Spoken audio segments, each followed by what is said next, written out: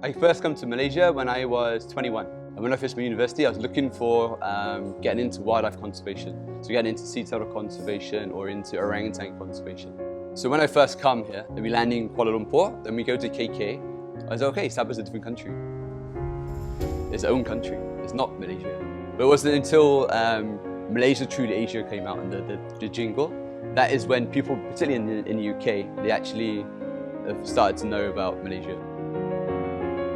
5 years ago, where I truly just wanted to face a new challenge in my both professional and personal life. The company that hired me is actually from Malaysia and really didn't know much about it, but researched and wanted to learn more. Coming from the Philippines, it's a really homogenous culture, right? Because everyone is pretty much the same. Like, you don't identify yourself what race, exactly what descent and all that. You just consider yourself as Filipino. For him, he was finding it really hard to wrap around the whole idea that, oh, you're Malaysian, but you're not Malay, and especially the fact that because I'm biracial.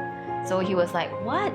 Indian mixed Chinese? How did that even happen? And I told him you know what, it's a really common mix.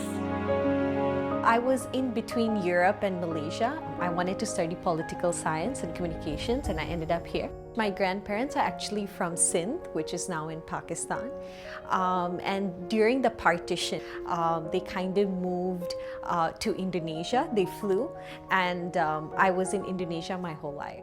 Life was pretty mundane, I would say. There was not much of a growth, which I have found here in Malaysia, and the diversity, of course. A lot of people do not understand what I'm doing here, to be very frank with you.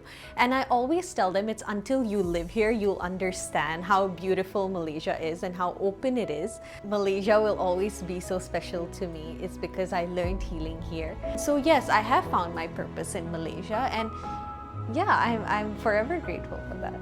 I lived in Sabah first of all. So my first phrase was "Boleh bah kau," which means, for you, I can do anything. So that is quite an amazing phrase straight away. Every time I go back to Kelantan to see my mother-in-law and my father-in-law, Mok will always make me the same nasi kerabu and fried fish. I came here actually for the wildlife. That's the reason why I come to Malaysia initially. But the reason why I've actually stayed is the people. Enjoy the diversity that you have.